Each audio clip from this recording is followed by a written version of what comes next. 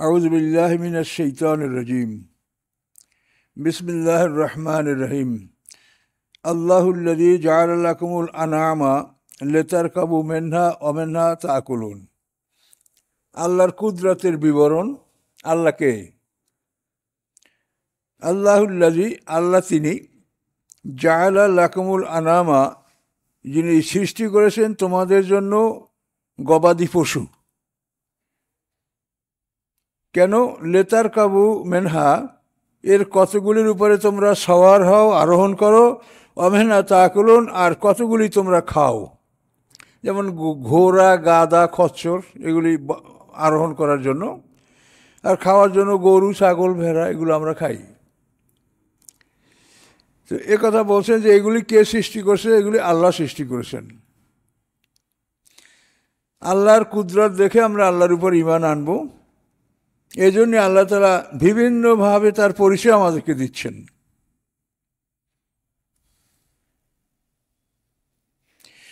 ঘোড়া গাধা খচ্চর এটা কোরআন পাকে আয়াত দ্বারাই স্পেশালভাবে বলা আছে ওয়াল খাইলা ওয়াল বিগালা ওয়াল হামিরা খাইল মানে ঘোড়া বেগাল হলো খচ্চর মানে ঘোড়া এবং গাধার মিলনে যে একটা মধ্যম শ্রেণীর দোয়াশটা জানোয়ার এটাকে বলে খচ্চর তো ঘোড়া গাধা খচ্চর ওয়াল খাইলা ওয়াল বিগালা ওয়াল হামিরা এই তিনটা সম্পর্কে আল্লাহ বলছেন লেতার কাবু আজিনা এটার উপরে তোমরা সওয়ার হবে এবং তোমাদের জন্য সৌন্দর্য এই তিনটা পশু খাওয়া যাবে না এটা খায়বারের যুদ্ধের সময় মানে আদেশটা চূড়ান্ত হয়েছে সাহাবীরা বলেন যে আমরা ঘোড়ার গোশত পাক করতেছিলাম ডেগে আমাদের ছিল ইতিমধ্যে একজন ঘোষক ঘোষণা করলো যে আল্লাহ তাআলা ঘোড়া গাধা খচ্চর হারাম করেছেন তখন আমাদের পাক করা গোশত আমরা ঢেলে দিলাম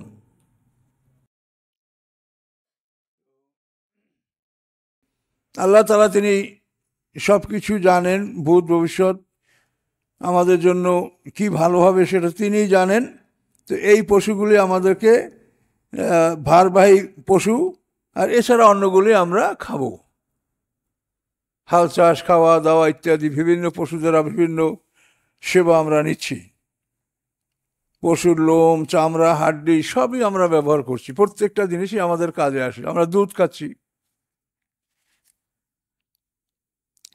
ওয়ালাকুম ফিহা মানাফিউ তোমাদের জন্য রয়েছে ওই পশুগুলির মধ্যে অনেক উপকার নানাবিধ উপকার তার মধ্যে প্রধান হচ্ছে যে আমরা দুধ খাচ্ছি বিশুদ্ধ দুধ কোরআন পাক আল্লাহ বলছেন মিন বাইনে ফারসেমা দামেন লাবানান খালেসান সায়গাল্লে শারিবিন রক্ত এবং গোবর এর মাঝখান থেকে তোমাদের জন্য আমি বিশুদ্ধ দুধ আমি তোমাদের জন্য বাইর করছি আপনি পশুর পেট কাটলে কী পাবেন গোবর পাবেন রক্ত পাবেন এটাই আল্লাহ কোরআনে বলছে মিন বাইনে ফারসেন ফারাস হলো গোবর ও দামেন দাম মানে রক্ত মিন বাইনে ফারসেমা দাবানেন লাবানান খালেসান সায়গাল্লে শারিবিন পানকারীদের জন্য সুপেয় খুব সহজেই আমরা পান করি এবং পৃথিবীর সবচাইতে ভালো খাদ্য হলো দুধ এই দুধের সমকক্ষ পৃথিবীতে আর কোনো খাদ্য নাই এটা আল্লাহ তাআলা পশুর পেট থেকে আমাদেরকে বের করে খাওয়াচ্ছেন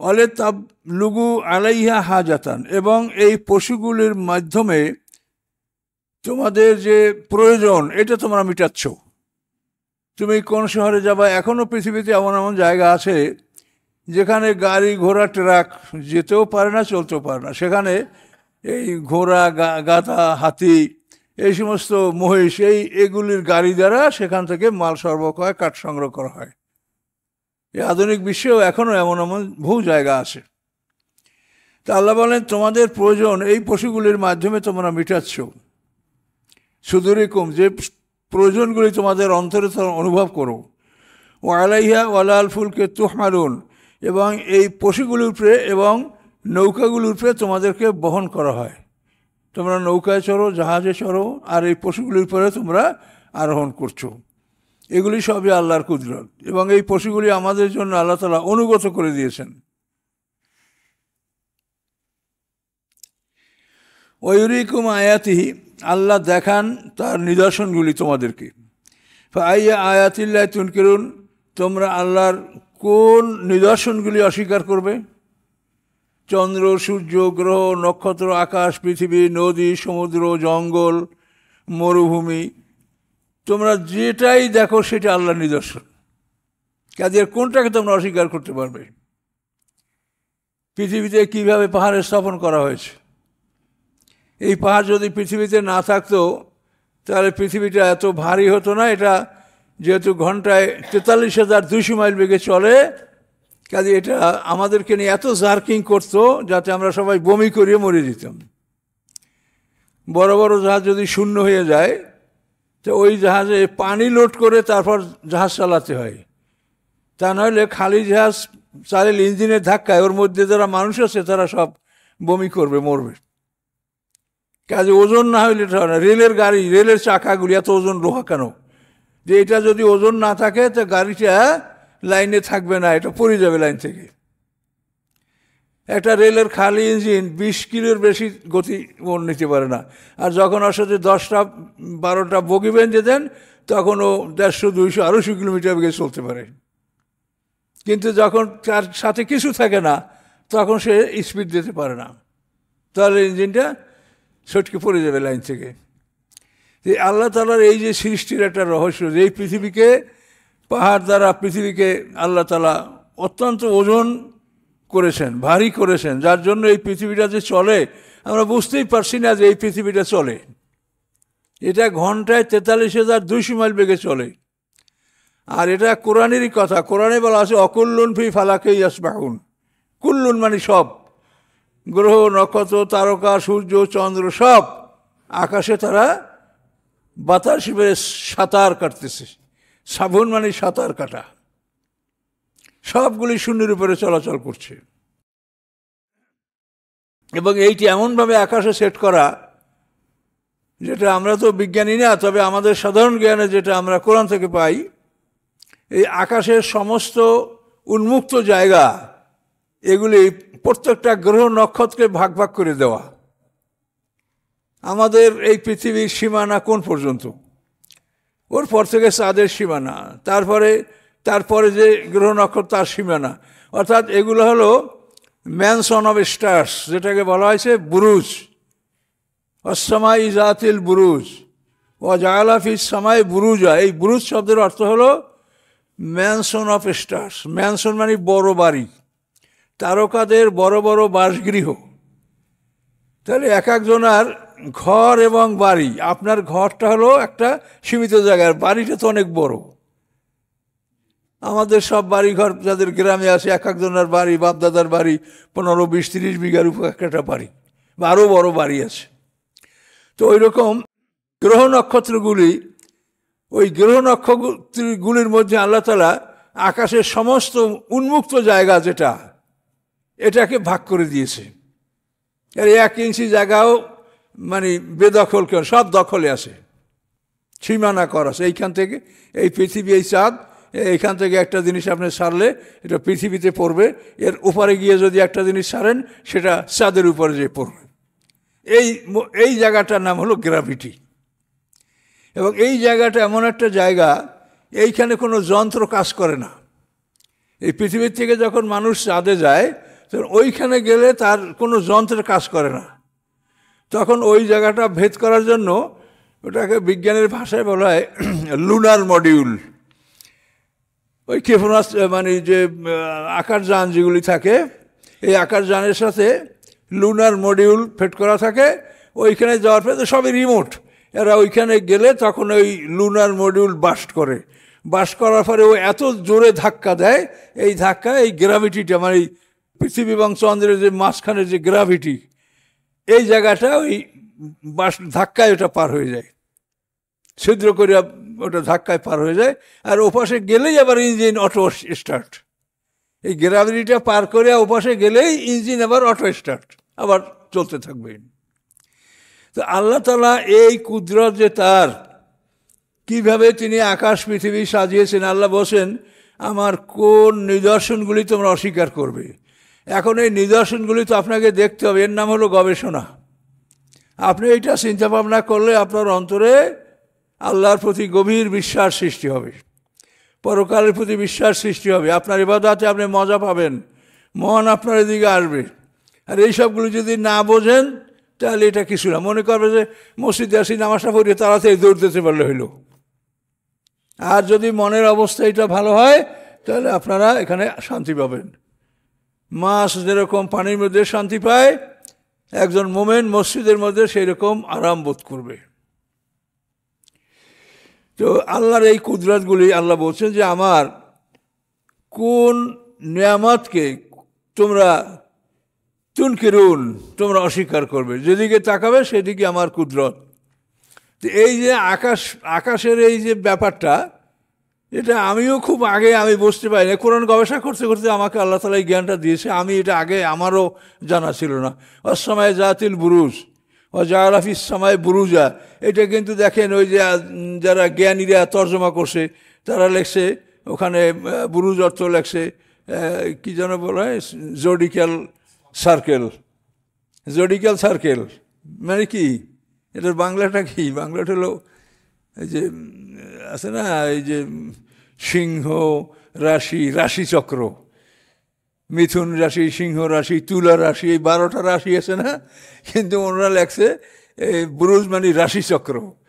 কিন্তু এইটার উপরে আমি গবেষণা করে দেখলাম যে না, তো রাশিচক্র এই রাশিটা এটা একটা জ্ঞান, কিন্তু এটা হলো জ্যোতিষবিদ যারা তারা এই জ্ঞানটাকে আবিষ্কার করছে বা তারা এটা স্বীকৃতি দিয়েছে, কিন্তু কোরআন বা হাদিস তো এটা স্বীকৃতি দেয় নাই যে রাশিচক্র বলতে কিছু আছে। তখন এই কোরআন বোঝার জন্য যে বিষয়গুলি, আমরা যে সমস্ত জটিল জায়গা, এগুলা একজন খ্রিস্টান লেখক মার্মাডুক পিকথ্যাল, এই মার্মাডুক পিকথ্যালের যে ইংরেজি তর্জমাটা, এইটার দ্বারা আমরা কোরআন শরীফের এই জটিল শব্দের অর্থগুলি আমরা এটার থেকে সমাধান পাই। এই মোহাম্মদ মার্মাডুক পিকথ্যাল উনি খ্রিস্টান, ওই অবস্থায় উনি কোরআন তর্জমা লিখেছেন, কিন্তু পরে উনি ইসলাম গ্রহণ করছেন। তো এটা যদি আপনারা পান এই তর্জমাটা, আমার কাছে একটা কপি আছে, বহু পুরানো, কাগজ নরম হয়ে গেছে এখন। এগুলো হয়তো মার্কেটে আপনি হয়তো নাও পেতে পারেন, অথবা ঢাকা যদি আপনি চকবাজারে খোঁজ করেন, বা আমি এটা ইন্ডিয়া থেকে সংগ্রহ করছিলাম। তো এই ধরনের গ্রন্থে আপনি এই সমাধানগুলি পাবেন। এই মার্মাডুক পিকথ্যাল বুরুজ শব্দের অর্থ লাগছে ম্যানসন অফ স্টার্স। উনি না বললে এই কথাটা আমরা বুঝতে পারতাম না। তাহলে এগুলা বিভিন্ন গ্রন্থ, বিভিন্ন লেখক, এদের লেখাগুলি স্টাডি করবেন এবং আপনার জীবনটা এখানে আরাম পাবে, শান্তি পাবে কোরআনের মধ্যে। কোরআনের মধ্যে আপনার মনটা শান্ত হবে, আপনি মনে শান্তি পাবেন। এই জন্য যে আমার তর্জমা যদি আপনারা পড়েন, তো আপনি বহু জায়গায় যেগুলি আমার সাথে অনেক বড় লোক, অনেক সিনিয়র লোকে, আমার শিক্ষকরাও যেগুলি লেখছে, তার মধ্যে অনেক এরকম জিনিস আছে যেটা ঠিক হয়নি। এটা ভুল ধারণা। এটা হলো আল্লাহর কোরআনের সঠিক ব্যাখ্যা করা, কোরআনকে সঠিকভাবে বোঝা। হয়তো আমার কত ভুল থেকে গেছে, হয়তো আমার সাথে যারা ভালো চিন্তা গবেষণা করবে তাদের কাছে আমার ভুল ধরা পড়বে। এজন্য কাউকে আমরা আন্ডার এস্টিমেট করি না, এবং আপনারা এটা মনে করবেন না। বুরুজ, তো আল্লাহ বললেন, আল্লাহ তাআলা তার নিদর্শনগুলি দেখেন। এই সৃষ্টির নিদর্শনটাই তো আমাদের কাছে আশ্চর্য, যে আমরা, আপনার বাড়ি কোথায়, ঠিকানা কি? আপনি তো চলার উপরে আছেন, তো আপনার ঠিকানাটা কি? আপনি তো থেমে নাই। আপনি একটা বড় জাহাজে থাকেন, এই জাহাজটা 32 তলা, এখন আপনি ওই কোন তলায় আপনার কে আছে সেইখানে আপনি চিঠি লেখেন বা সেইখানে আপনি যোগাযোগ করেন, 32 তলা জাহাজে আছেন। আর আপনি এই পৃথিবী একটা বিশাল জাহাজে আছেন, গতিশীল, তাহলে আপনার ঠিকানাটা কোথায়? মানুষ যদি এগুলো চিন্তা করে তখন তার ঈমানটা বাড়বে, কিন্তু মানুষের এই চিন্তা ভাবনা এগুলি মানুষের মধ্যে থাকে না, যেহেতু মানুষ শয়তানে এমন একটা জগৎ আমাদের জন্য ওপেন করে রেখেছে, ওই দিকে আমাদের সবার মন। যুবকরা মনে করে যে নামাজ পড়ে তাড়াতাড়ি ওই ফাংশনে যাইতে হবে, নামাজ পড়ে এটা একটা নিয়ম কানুন, বাপদাদাই পড়ছে, আমরাও পড়ি, আমি মুসলমান, কিন্তু মন এখানে নাই। মন হলো আমার সেই ফাংশনে যাইতে হবে। তো এই জন্য এগুলি আপনারা, আমি আপনাদেরকে বারবার অনুরোধ করছি যে আপনারা জীবনের বাকি সময়টা কোরআনের পিছনে ব্যয় করেন। আপনি কাজকর্মে বরকত পাবেন। আপনার যে সংসারে কাজকর্ম, এগুলি আল্লাহ এমনভাবে বাড়াই দিতে পারে যে আপনি কাজ করতে করতে মনে হয় যে আমি আত্মহত্যা করি, কাজ শেষ হচ্ছে না। আর যদি আপনি আল্লাহর হুকুম মেনে চলেন, তা দেখবেন যে আপনার কাজের জন্য এটা খুবই ইজি করে দিয়েছে আল্লাহ তাআলা, কোনোভাবে আপনার সমস্যা হয় না। আল্লাহ রসুলের 11 বিবাহ, 9 স্ত্রী তার ছিল সবসময়। এই এত বড় একটা সংসার নিয়ে তার জীবনে কোনো কাজে সমস্যা হয়েছে? এগুলো কী করে হয়? আমরা তো সমাজে অধিকাংশ মানুষই একজন স্ত্রী সামাল দিয়েই সংসার করতে পারে না, 2, 3, 4 হইলে তো মহাবিপদ। কিন্তু এগুলি আল্লাহর হুকুম মতো চললে তাদের জন্য এগুলি সব আল্লাহ সহজ করে দেন। সবার মনের মালিক আল্লাহ। মহিলারা পৃথিবীতে কোনোভাবেই রাজি না যে তার স্বামী আর একটা বিয়ে করুক, কিন্তু তাদের কথা ভেবে দেখা উচিত যে জান্নাতে যে পুরুষরা যাবে তারা বহু স্ত্রী তাদের আল্লাহ দান করবেন। তো তাহলে এখন পৃথিবীতে এই যে স্বামীর বা সতীনের সাথে শত্রুতা করা, এটা করার কি অর্থ আছে? তবে আল্লাহ তাআলা জান্নাতবাসীদের জন্য একটা ঘোষণা দিয়েছেন যে জান্নাতবাসীদের অন্তরে বিদ্বেষ থাকবে না। ও নাজানা মাফি কুলুবিম গিল্লিম মিন ইখওয়ানান আলা সুরুরিম মুতাকাবিলিন। আল্লাহ বলেন জান্নাতবাসীদের অন্তরে কোনো বিদ্বেষ, হিংসা থাকবে না। এটা একটা আল্লাহর বিশেষ ঘোষণা কোরআনে আমরা পেয়েছি। তো এই জন্যই আপনাদেরকে বারবার অনুরোধ করছি, পৃথিবীর অবস্থা যা তা তো দেখছেন, দিন দিন খারাপ হচ্ছে, খারাপ আরও হবে, কোনো ভালো সামনে হবে এটা আপনি বুঝতে পারবেন না। কাজে আপনাকে শক্ত করে ধারণ করতে হবে এই কোরআনকে। দিন দিন ঈমান কমতে থাকবে। সাহাবায়ে কেরামরা বলেছেন যে আল্লাহ রসুলকে দাফন করেছি, আমরা এখনো হাত ধুই নাই, এর মধ্যেই আমরা দেখছি যে আমাদের আগের চাইতে ঈমানের অবস্থাটা খারাপ। যে আল্লাহ রসুল আমাদের মাঝে থাকায় আমাদের ঈমান যতটা ভালো ছিল, মজবুত ছিল, একটা মনে প্রশান্তি ছিল, কিন্তু আমরা আল্লাহ রসুলকে দাফন করেছি কিন্তু এখনও হাতের মাটি পরিষ্কার করি নাই। এই সময় আমরা এটা অনুভব করছি। তাহলে ঈমান কিন্তু আস্তে আস্তে কমে, কিন্তু কমলেও ওটা বিলুপ্ত হবে না। সামনে ঈমানের আবার একটা জাগরণও হবে। ইমাম মাহদী আসবেন, ঈসা আলাইহিস সালাম আসবেন, পৃথিবীতে মুসলমানদের একটা ইজ্জত সম্মান এটা আসবে। কিন্তু সেটা কখন আসবে আল্লাহ ভালো জানেন, আসবে অবশ্যই। তো কোরআনের উপর আপনারা গবেষণা করেন, কোরআনকে পড়েন। আমি কখনো চাই না যে সমাজে মানুষের একটা বোঝা হোক, চাপ, যে আপনি এই বইগুলো আসে আরও বই হোক। এই জন্য আমি প্রথমে কি বলছিলাম যে সিরাত আপনার রাহিকুল মাকতুম পড়েন, আমার কাছে যারা চাইছে আমি এটাই বলছি।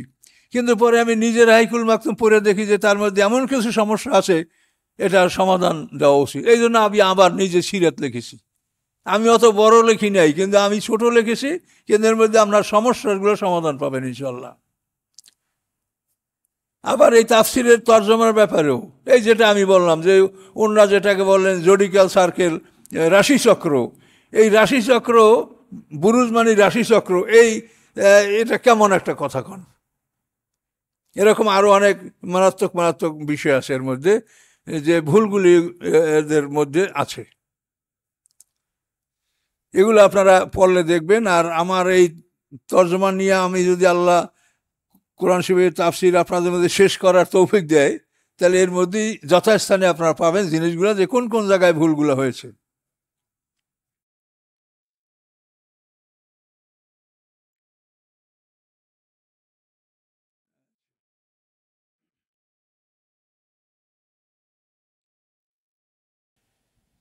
আফালাম ইয়াসিরু ফিল আরদি, তারা কি পৃথিবী ভ্রমণ করে না, ফায়ানজুরু, এবং তারা কি দেখে না, কাইফা কানা আকিবাতুল লাযিনা মিন ক্বাবলিহিম, কিরূপ হয়েছে পরিণাম তাদের যারা এদের আগে ছিল।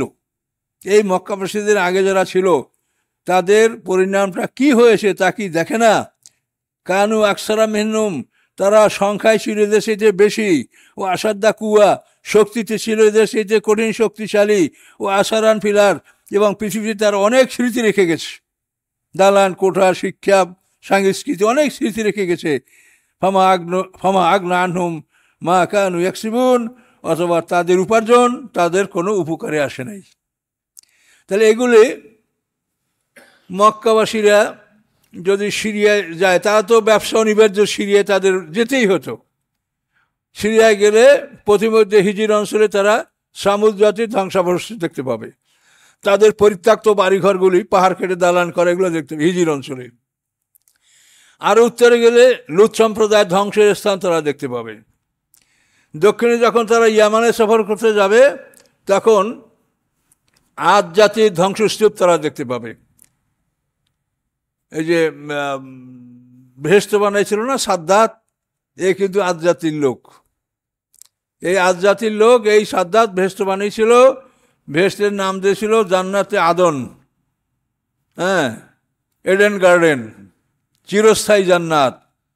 তো এইখান থেকে ওই দেশের নাম রাখা হয়েছে এডেন। এই জান্নাতে আদন, আদন থেকে এডেন, এবং উপসাগরের নাম এডেন উপসাগর। এবং এইটা করছে সাদ্দাত, ওখানে বেহেশত বানাইছিল। 300 বছর বসে সে বাড়ি বানাইছিল, কিন্তু আল্লাহ তাকে ঢুকতে দেয়নি এই বাড়িতে।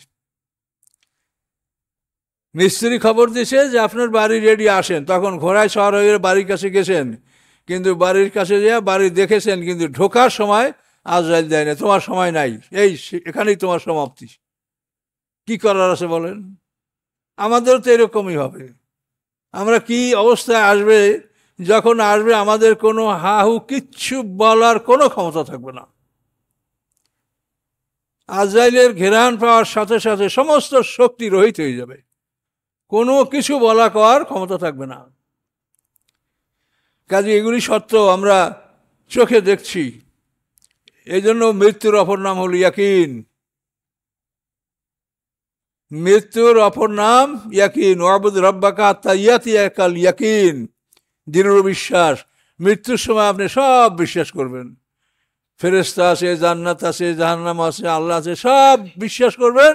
আর বলবেন কি, রব্বের জিউন, আল্লাহ আমারে ফিরিয়ে দেন, লাল্লি আমালু সালিহান ফিমা তারাকতু, যে ভালো কাজগুলি একদিন করি নাই আমি করবো, এখন আমারে ফিরিয়ে, আমারে ওরা নিয়ে যাইতেস, আমারে আপনারা রাখেন, ফিরান। এই তো অবস্থা। আর মোমেনরা আল্লাহর কাছে বলবে রব্বি লাউলা আখারতানি ইলা আজালিন করিব। সে মোমেন কিন্তু নেকামল করে নাই, সে বলবে আল্লাহ আমাকে একটু সময় দেন, ফাসাদ্দাকা ওয়া কুম মিনাস সালিহিন, আমি সৎকা করব, আমি নেককারদের অন্তর্ভুক্ত হয়ে যাব। সবই কোরআনে স্পষ্ট বলা। এটা হলো ওই মোমেনরা বলবে যারা মোমেন হওয়া সত্ত্বেও হজ করে নাই। আমি জানি না, আমার এলাকায় সবচেয়ে ধনী পরিবার যারা, মনে কর একটা পরিবারে 3400 বিঘা সম্পত্তির মালিক তারা, কিন্তু 32 বছর ধরে একাধারে চেয়ারম্যান, আমারও ঘনিষ্ঠ আত্মীয়, যাই হোক। তো হজ তার ভাগ্যে জোটে নেই। আমি তাকে বলছি যে আমার সাথে চলেন আপনি, আমি তো অচল ফেরাই, তারপর একটু আপনার সেই ভালো আছি না, এই না সেই না, এইরকম আমাদের এলাকায় যে সবচেয়ে ধনী পরিবার যে কয়টা, এর একটা পরিবার প্রধানও হজ করতে পারে নাই। তাহলে এগুলো কি হলো দেখেন। এখন অবশ্য হজের প্রবণতাটা আমাদের সমাজে অন্তত আল্লাহ ভালোই করেছেন, অধিকাংশ মানুষ হজ করার চেষ্টা করে, বা এখন যাদের হজ ফরজ তারা কেউই পিছনে থাকে না, সবাই হজ করার চেষ্টা করে। কিন্তু আমার বয়সের, আমার যে অভিজ্ঞতাগুলো আমি দেখছি, তাতে ধনীরা কিন্তু হজ করতে সময় পায় নাই বা করে নাই, তাদের মনে আল্লাহ এটা জাগ্রত করে নাই। তো এমত অবস্থায় তারা বলবে কি, রব্বি লাউলা আখারতানি ইলা আজালিন করিব, হে আমার রব, যদি আপনি আমাকে সামান্য সময় অবকাশ দেন, ফাসাদ্দাকা ওয়া কুম মিনাস সালিহিন, আমি সৎকা করব, আমি সৎকর্মশীলদের অন্তর্ভুক্ত হব। এই জন্য যাদের হজ যখন ফরজ হয় তখনই করা ভালো। আর হজ আপনি করব করে বিলম্ব করেন, শরীর স্বাস্থ্য নষ্ট হয়ে গেল বা অর্থ সম্পদ হারিয়ে গেল, এরকম অবস্থায় যদি আপনি হজ না করতে পারেন, সেটা কিন্তু মহাবিপদ, ফরজ তরকের গুনাহ নিয়ে আপনাকে কবরে যেতে হবে। এই জন্য হজ যখন ফরজ হয় তখনই করা ভালো, অপেক্ষা না করে। এটা একটা ফরজ। আর হজ করিয়ে আসলে আপনাকে আল্লাহ লাগতে হবে, এই টেন্ডেন্সি যেন না থাকে, খবরদার। হজ একটা ফরজ, এবার আপনাকে করতে হবে, আপনি এটা করেছেন। তাহলে যদি আপনার হজ কাছে আল্লাহ দেখেন, তা আপনি নামাজ পড়েন, এই জন্য মুসল্লি লাগবেন না? আল্লাহ মুসল্লি সায়েম, রোজা রাখছেন, এটা লেখা লাগবে না?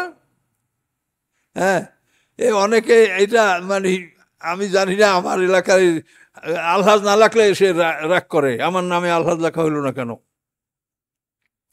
তাহলে এগুলি চিন্তা করেন, যেগুলি আমাদের ভুল, এগুলি আপনি তাদেরকে বুঝিয়ে দেওয়ার চেষ্টা করবেন যে এই চিন্তাটা আপনার জন্য মস্ত বড় ভুল, আপনাকে আলহাজ কেন লিখতে হবে। হজ ফরজ, এটা আপনাকে করতে হবে, করেছেন, এরকম সব ফরজগুলোই তো আপনি আদায় করছেন। কাজে এই জন্য হজ করার মানে যে আপনার নামে আল্লাহ একটা ডিগ্রি বাড়বে এটা যেন না হয়।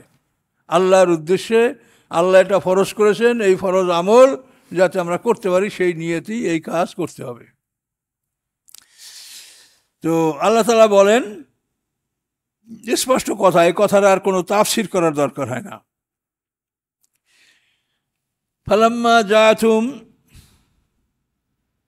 ফালাম্মা জাআতুহুম রুসুলুহুম, অতঃপর যখন আসলো তাদের কাছে তাদের রাসূলগণ, এই শক্তিশালী জাতির কথা বলছে, বিল বায়্যিনাতি, উজ্জ্বল প্রমাণ সহ, ফারিহু বিমা ইনদাহুম মিনাল ইলম, তারা আনন্দিত হলো, খুশি হলো, উহার উপরে, ইনদাহুম মিনাল ইলম, তাদের কাছে যা জ্ঞান আছে এই জ্ঞানের উপরে তারা সন্তুষ্ট হলো। পয়গম্বরের জ্ঞান তারা গ্রহণ করলো না বা গ্রহণ করার প্রয়োজনীয়তা বোধ করলো না, তাদের যে জ্ঞান আছে এটাই যথেষ্ট। ওয়াহা কাবিম মা কানু বিয়াস্তাহজিউন, এবং ওই সমস্ত বস্তুই তাদেরকে পরিবেষ্টিত করেছিল যে বিষয়গুলি নিয়ে তারা উপহাস করতো, ঠাট্টা করত। হ্যাঁ, মরা ফেরা জাক্কুম, আগুনের মধ্যে আবার গাছ হবে, তাহলে শাস্তি কোথায়, আমাদের কাছে নিয়ে আসো, আমাদের বাপদাদারকে জীবিত করে দেখাও। এইভাবে তারা যে হাসি তামাশাগুলা করত, আল্লাহ এটাই বলছেন যে যে বিষয়গুলি নিয়ে তারা উপহাস করতো সেই বিষয়গুলি তাদেরকে দেখানো হবে আর বলা হবে এই বিষয়গুলি তোমরা অস্বীকার করতেছিলে, এখন দেখো। সেউজ গাছ, সেজি গাছ, ফণিমনো শাক, ক্যাকটাস, লাকফিনি, এই গাছ হবে জাহান্নামীদের প্রধান খাদ্য। ইন্না সাজাতা জাক্কুম তামুল আসিম, এই জাক্কুম গাছ এটা জাহান্নামীদের প্রধান খাদ্য। এখন আবু জাহল বলে, আরে খেজুর বুঝানো পানির নাম হলো জাক্কুম, এই খাও, এই জাক্কুম। মোহাম্মদ সাল্লাম কি বলছে, আগুনের মধ্যে গাছ হইতে পারে? কথা বলতে পারছেন? আগুনের মধ্যে গাছ হইতে পারে, পানির মধ্যে গাছ হইতে পারে, কিনা হইতে পারে বলেন? পানির মধ্যে ফুল বাগান আছে। আগুন দ্বারা আল্লাহ একটা জাতি সৃষ্টি করেছেন, আগুনের পোশাক কাইটে আল্লাহ জাহান্নামীদের পোশাক বানাবেন, এগুলোতে সব কোরআনে বলা আছে। ফালাম্মা রাও বাসানা ক্বালু আমান্না বিল্লাহ, অথবা যখন আমার শাস্তি তারা দেখতে পেল তখন বলল কি, আমান্না বিল্লাহ, আমরা আল্লাহর উপরে ঈমান আনছি, ওয়াহদাহু, এক আল্লাহর উপরে, ওয়া কাফারনা বিমা কুন্না বিহি মুশরিকিন, এবং আমরা প্রত্যাখ্যান করছি, অস্বীকার করছি যেগুলি আমরা আল্লাহর সাথে শিরক করতেছিলাম, এগুলি সব আমরা ত্যাগ করলাম, আমরা ঈমান আনলাম। তাহলে এখন শাস্তির নিদর্শন দেখা, বা আসনা মানে আমার শাস্তি, আল্লাহর শাস্তির নিদর্শন দেখা ঈমান আনলে সেই ঈমান কি কবুল হবে? কি বলে আল্লাহ সামনে দেখেন, ফালাম ইয়াকু ইয়ানফাউহুম ঈমানুহুম, তাদের ঈমান তাদের কোনো উপকার করলো না। কেন? লাম্মা রাও বাসানা, যখন তারা দেখলো আমার শাস্তি, এই শাস্তি দেখে যখন ঈমান আনলো, এই ঈমান তাদের কোনো উপকারে আসলো না। ফেরাউন যখন দেখে যে আমি ডুবে মারা যাচ্ছি, তখন সে আল্লাহর প্রতি ঈমান আনছিল। এই জন্য আল্লাহ বলেন, আমার শাস্তি দেখে যারা ঈমান আনলো তাদের ঈমান কোনো উপকারে আসলো না। সুন্নাত আল্লাহ, এটা আল্লাহর সুন্নাত। সুন্নাত সব আল্লাহর। আমরা মনে করি সুন্নাত রাসূলের, খবরদার। সুন্নাত কার? আল্লাহর। সুন্নাত মানে একটা কাজের পদ্ধতি, নিয়ম কানুন, একটা কাজ কিভাবে করতে হবে এই নিয়ম কানুনকে সুন্নাত বলা হয়। তো সুন্নাত আল্লাহ, আল্লাহ মানে এটা আল্লাহর নিয়ম। আল্লাতি কদ খালাত ফি ইবাদিহি, যে সুন্নাত অতীত হয়েছে, চালু ছিল, ফি ইবাদিহি, তার বান্দাদের মধ্যে, ইতিপূর্বেও এই সুন্নাত আল্লাহর বান্দাদের মধ্যে চালু ছিল। ওয়া খাসারা হুনালিকাল কাফিরুন, এবং সেখানে কাফেররাই ক্ষতিগ্রস্ত হয়েছে। 13 বার আসছে। সুন্নাত হচ্ছে আল্লাহর নিয়ম। আল্লাহর রসুল নিজের পক্ষ থেকে কিছুই বলেন নাই, কিছুই করেন নাই। তাকে আল্লাহ তাআলা যা বলেছেন, যেটা যে পর্যায়ে বলেছেন, হ্যাঁ, সেটা সেই পর্যায়ে আল্লাহ রসুল আমাদেরকে বলেছেন। তাহলে বিপদ দেখে ঈমান আনলে ঈমান যে আল্লাহ কবুল করবে না, এর দৃষ্টান্ত আমরা জানি। বিশেষ করে ফেরাউনের ঘটনাটা আল্লাহ স্পষ্টভাবে বলেছেন যে ও যখন লোহিত সাগরে ডুবে তখন কি বলছিল, আমানতু আন্নাহু লা ইলাহা ইল্লাল্লাযী আমানাত বিহি বানু ইসরাঈল ওয়া আনা মিনাল মুসলিমিন। তখন আল্লাহ বলেন কি, আলান, এ বেটা এখন, হ্যাঁ, অকুনতা মিনাল মুফসিদিন, এই তো একটু আগে তুই ছিলি পৃথিবীতে অশান্তি সৃষ্টি করে সৃষ্টিকারী মানুষ, তুই আমার পয়গম্বরকে ধরার জন্য ঘর থেকে বের হয়েছ। এখানেও একটা সুন্নাত, পয়গম্বরকে খুন করার জন্য কোনো মানুষ ঘর থেকে বের হলে সেই ঘরে ফিরে যেতে পারে না, এটা সুন্নত আল্লাহর। কথা বুঝতে পারছেন? পয়গম্বরকে খুন করার জন্য ঘর থেকে বের হলে তারা ঘরে ফিরে যেতে পারে, এটা কি আল্লাহর সুন্নাত। কেননা এই সালেহ আলাইহিস সালামকে খুন করার জন্য 9 নেতা আল্লাহর নামে কসম করে বাইর হয়েছিল না যে পয়গম্বরকে খুন করব। একটা পাহাড়ের কিনার থেকে যাচ্ছিল, একটা পাথরের খণ্ড পড়ে এক পাথরের তলে 9 নেতা শেষ। পয়গম্বরকে খুন করার উদ্দেশ্যে ঘর থেকে বের হলে ফেরাউন 10,60,000 মানুষ নিয়ে মুসা আলাইহিস সালামকে হত্যা করার জন্য বের হয়েছিল, তারা ঘরে ফিরে যেতে পারে নাই। পয়গম্বরকে খুন করার জন্য কোনো মানুষ ঘর থেকে বের হলে সে বাড়ি ফিরে যেতে পারে না। আল্লাহ রসুলকে হত্যা করার জন্য 2টা লোক আসছিল,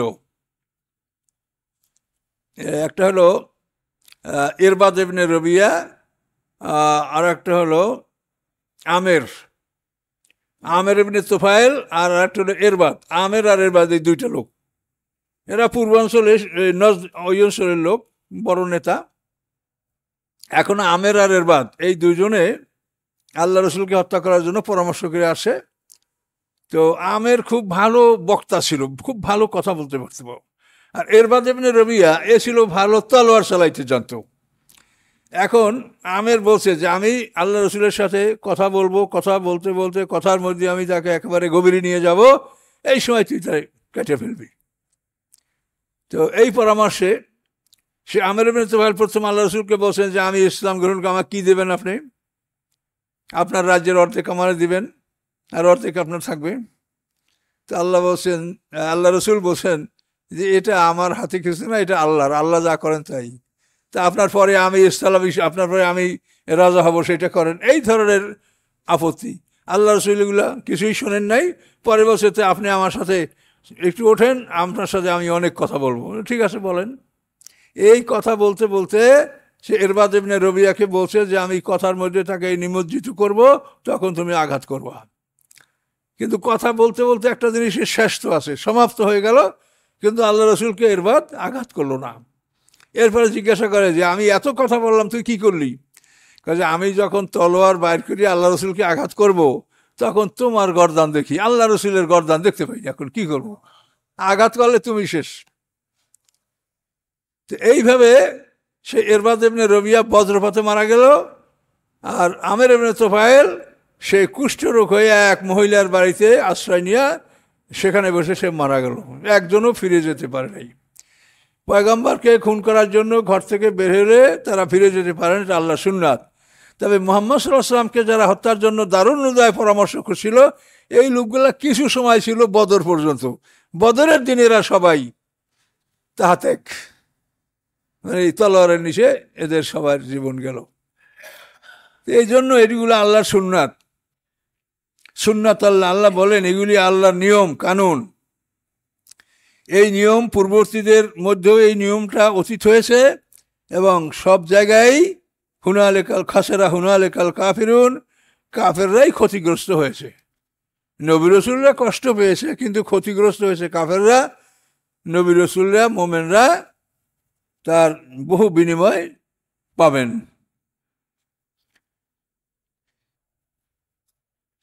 সূরা সাজদা, হামিম সাজদা। আউযু বিল্লাহি মিনাশ শাইতানির রাজিম, বিসমিল্লাহির রহমানির রহিম। তানজিলুম মিনার রহমানির রহিম। তানজিল মানে অবতীর্ণ, রহমানুর রহিম দয়ালু আল্লাহ, যে আল্লাহ সকলের জন্য দয়ালু তার নাম হচ্ছে রহমান, আর যে আল্লাহ মুমিনদের প্রতি দয়ালু তার নাম হচ্ছে রহিম। আল্লাহ তাআলা দুনিয়াতে রহমান, আখিরাতে রহিম। রহমানুর রহিম আল্লাহর পক্ষ থেকে এই বাণী অবতীর্ণ। কিতাবুন, এটা লিখিত কিতাব। ফাসসালনাহু ফুসসিলাত আয়াতুহু, ব্যাখ্যা করা হয়েছে তার আয়াতগুলিকে। কোরআনান আরবিয়ান, আরবি ভাষার কোরআন। লিকাওমিন ইয়ালামুন, ওই জাতির জন্য যারা জ্ঞান রাখে। তো কিতাব মানে লিখিত, অর্থাৎ আল্লাহ তাআলা ওহী করেছেন, তিনি রাসূলের কাছে ওহী করেছেন, তিনি লেখার জন্য আদেশ দিয়েছেন। কাতেবে ওহী প্রায় 50 জনের মতো ওহী লেখক ছিলেন। তো এর মধ্যে সবচাইতে বেশি গুরুত্বপূর্ণ ছিলেন যায়েদ ইবনে সাবিত। ওনার কাছেই সবচাইতে মানে বেশি কপিগুলি উনিই করেছেন, অন্যান্যরাও কম বেশি করেছেন। আবু বকর সিদ্দিক, ওমর ফারুক, আলী রাদিয়াল্লাহু তাআলা সবাই কাতেবে হয়েছিলেন, এরা লিখছেন, মুখস্থ করেছেন। আল্লাহ বলেন এই কিতাবের আয়াতগুলি সম্পূর্ণ স্পষ্ট এবং আরবি কোরআন ওই জাতির জন্য যারা জ্ঞান রাখে। এবং এই কোরআন কি বাশিরা ওয়া নাজিরা, সুসংবাদ দানকারী, ভয় প্রদর্শনকারী। এই কোরআন আপনাকে জান্নাতের সুসংবাদ দিচ্ছে, হায়রের সুসংবাদ। দুধের নহর, মধুর নহর, শরাবের নহর, তাসনিম ঝর্ণা। মানে আপনি কি মনে করেন আমরা এই শহরে 80 টাকা দিয়ে 1 কেজি দুধ কিনলে বিশুদ্ধ দুধ আপনি পাচ্ছেন কিনা, এটা বিরাট সন্দেহের ব্যাপার। কে? আর সেখানে আপনি পাবেন দুধের নহর, শরাবের নহর, মধুর নহর, এগুলো ডাইরেক্ট কোরআনে বলা। আসলে মুসাফা, পরিশুদ্ধ মানে মধু, এই মধুর নহর সেখানে আল্লাহ তাআলা নহর করে রেখেছেন। এবং এগুলি সম্পর্কে যেটা কোরআনে বলা আছে যে আপনার হাতে, জান্নাতবাসীদের হাতে একটা লাঠি থাকবে, সেই লাঠি দ্বারা সে তার বাড়ির যেখানে ইশারা করবে সেইখানে ট্যাপ হয়ে যাবে। মধুর নহরের ট্যাপটা আপনি এখানে চাচ্ছেন, দুধের নহর, শরাবের নহর। এই শরাব কত মূল্যবান, লক্ষ টাকা এক বোতলের দাম আসে। আর এই দুনিয়ার শরাবগুলি দুর্গন্ধময়। আর জান্নাতের শরাবগুলি যেমন সুস্বাদু তেমন সুগন্ধ সহ, যেমন সুগন্ধিময় এবং এগুলো সুস্বাদু, এবং এগুলিতে মাথা ঘুরাবে না, পেট খারাপ করবে না, কোনো রকম সমস্যা দেখা দিবে না। লাফিয়া গাউলু আলহমান ইউনজাফুন, পরিষ্কার করে বলা আছে। অনন্ত যৌবন, চিরকুমারী স্ত্রী, কি চান পৃথিবীতে আপনি চিন্তা করতে পারবেন না যে সুসংবাদটা কত সুসংবাদ, কত বড় সুসংবাদ। যৌবন ধরে রাখার জন্য পৃথিবীর ইতিহাসে মানুষ কত কি করেছে। আমি পেপারে একবার দেখেছি, ইউরোপের এক মানে রাজপরিবারের এক নারী, তাকে কে বলছে যে তুমি যদি প্রতিদিন মানুষের রক্ত দ্বারা গোসল করতে পারো তাহলে তোমার যৌবন নষ্ট হবে না, তুমি চিরকুমারী থাকবে। তখন এই নারী আর্মিদেরকে বলতো যে তোমরা একটা কুমারী মেয়ে আমার জন্য ধরে নিয়ে আসবা, এবং সেই মেয়েটাকে উল্টোপাল্টা টাঙাই রেখে তার গলায় ছুরি দিয়ে জবা করে দিত, ওই রক্ত পড়তো আর ওই রক্তে মহিলা গোসল করত। তো এখন সেই মহিলারও পরবর্তীতে পরিণাম খুব খারাপ হয়েছে। তো এখন দেখেন এটা সম্ভবত হাঙ্গেরির এই মহিলা, আমার পেপারের নামটা অনেক আগে মনে আসতেছে, সম্ভবত হাঙ্গেরি। তো এইভাবে সে রক্ত দ্বারা গোসল করছে তার মানে যৌবনকে সে ধরে রাখার জন্য। কিন্তু সম্ভব ধরে রাখা? রক্ত দিয়ে গোসল করলে আপনার এটা থাকবে? কাজে আল্লাহ বলেন এই পৃথিবীতে সব জিনিসের নমুনা। তোমার যৌবন, এই যৌবনের পৃথিবীতে হলো নমুনা। তুমি এই পরিপূর্ণ যৌবন পাবে জান্নাতে। তুমি যত খাবার খাও, দুধ খাও, মধু খাও, মাছ খাও, গোশ খাও, এগুলো হলো নমুনা। এটার অরিজিনাল খাদ্য পাবে তুমি জান্নাতে। এই বিশ্বাস আপনাকে রাখতে হবে, যেটা এই পৃথিবীটা একটা নমুনা। এই যৌবন এর নির্ধারিত সময় পরে আপনার আমার মানুষের এটা থাকবে না। কুমারী, আমাদের মায়েরা কুমারী ছিল, শেষ পর্যন্ত কী অবস্থায় তাদের মৃত্যু হচ্ছে, সবারই তো এরকম হচ্ছে। কিন্তু আল্লাহ বলেন এই পৃথিবীতে এই সৌন্দর্য, এটা হলো একটা নমুনা, এইটা চিরস্থায়ীভাবে তোমরা লাভ করবে জান্নাতে। খাওয়া দাওয়া, সুখ শান্তি, যা কিছু প্রকৃত শান্তি হলো জান্নাতে, আর এখানে হলো শুধু একটু নমুনা। এই জন্য আল্লাহ বলেন বাশিরা ওয়া নাজিরা, এই কোরআন তোমাকে সুসংবাদ শোনাচ্ছে, ভয় দেখাচ্ছে, জাহান্নামের ভয়। আকসারহুম, আল্লাহ বলেন তাদের অধিকাংশই ফিরে থাকলো, ফাহুম লা ইয়াসমাউন, তারা এই কিতাবের কথা শুনল না। অকাল, এবং তারা বলে কুলুবুনা ফি আকিন্নাতিন মিম্মা তাদউনা ইলাইহি, তারা বলে আমাদের অন্তরগুলি আবৃত, ঢাকা, উহা হতে যেদিকে তোমরা ডাকছো ওই ডাক আমাদের অন্তরে ঢুকছে না। আমাদের অন্তরগুলি কভার করা, সিল করা, ঢাকা, কপাল পোড়া। অফিয়া আজেদে নকল, আর আমাদের কানে আছে বধিরতা। অমেম বাইনে না বাইনা কাহেজাব, আমাদের মধ্যে তোমাদের মধ্যে একটা অন্তরায়, একটা পর্দা রয়েছে। ফামাল ইন্নানা আমিলুন, হে পয়গম্বর তোমরা করো, আমরাও করতেছি, তোমাদের কথা আমরা শুনবো না। হতভাগা দুর্ভাগ্য মানুষরা এভাবেই পয়গম্বরের সাথে আচরণ করেছে। কুল, আল্লাহ বলেন যে আপনি বলেন, ইন্নামানা বাশারুম মিসলুকুম, নিশ্চয়ই আমি তোমাদের মতো মানুষ, কিন্তু ইউহা ইলাইয়া, আমার কাছে ওহী করা হয়, ওহী আসে। কি আসে হইতে? আন্নামা ইলাহুকুম ইলাহুন ওয়াহিদ, নিশ্চয়ই তোমাদের ইলাহ উপাস্য, এক উপাস্য, ইবাদতের যোগ্য একমাত্র আল্লাহ, আর কেউ ইবাদতের যোগ্য নয়। ফাস্তাকিমু ইলাইহি, তোমরা তার প্রতি স্থির থাকো, দৃঢ় থাকো, প্রতিষ্ঠিত থাকো। আস্তাগফিরুহু, তার কাছে ক্ষমা প্রার্থনা করো। ওয়াইলুল লিল মুশরিকিন, মুশরিকদের জন্য ধ্বংস।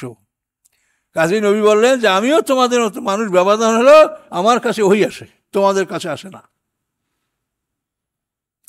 আল্লাযীনা লা ইউতুনা যাকাতা, এবং দুর্ভাগ্যবান মানুষ কারা, ধ্বংস কাদের জন্য? আল্লাযীনা লা ইউতুনা যাকাতা, যারা যাকাত পরিশোধ করে না। ওহুম বিল আখিরাতি হুম কাফিরুন, এবং তারা পরকালকে অস্বীকার করে, দ্বিতীয় জীবন, পুনরুত্থান, এটাকে তারা অস্বীকার করে এবং যাকাত দেয় না। যাকাতের ব্যাপারে সতর্ক হবেন। ধন সম্পদ কার কি আছে জেনে শুনে আলেমদের কাছে পরামর্শ করে বুঝে শুনে সঠিকভাবে যাকাত দিবেন।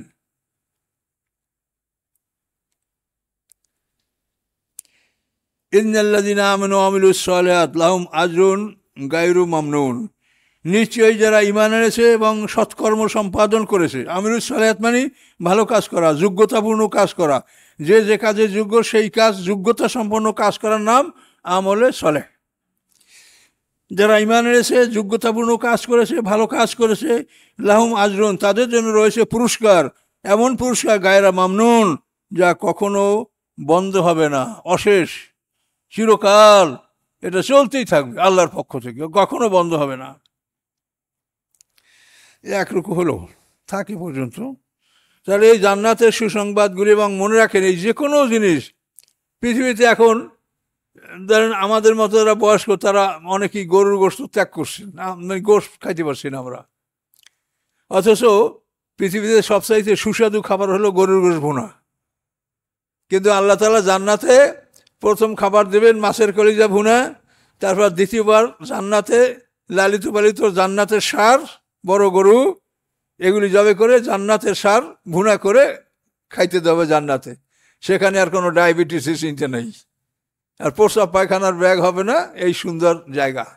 কাজে এই জন্য পৃথিবীতে আমরা যে কোনো নেয়ামত দেখি, এটা হলো এখানে একটা স্পেসিমেন, একটা নমুনা মাত্র। এইটার প্রকৃত নেয়ামতটা আমরা জান্নাতে পাবো। কাজে এই জান্নাতে চিরস্থায়ী নেয়ামত আল্লাহ যেন আমাদের নসিব রাখে, বলেন আল্লাহুম্মা আমিন। তো এই বইগুলো, তাফসিরগুলো নিয়ে পড়বেন, পড়তে সুন্দর লাগবে। অন্যান্য যত তাফসির আমাদের কাছে আছে এগুলো কিন্তু অন্য ভাষায় লেখা, আর আমাদের সরাসরি নিজের বাংলা ভাষায় লেখা, এটা আপনি অন্যরকম স্বাদ পাবেন। আস্তাগফিরুল্লাহ আল্লাযী লা ইলাহা ইল্লা হুয়াল হাইয়ুল কাইয়্যুম ওয়া আতুবু ইলাইহি, লা হাওলা ওয়া লা কুওয়াতা ইল্লা বিল্লাহিল আলিয়্যিল আযীম।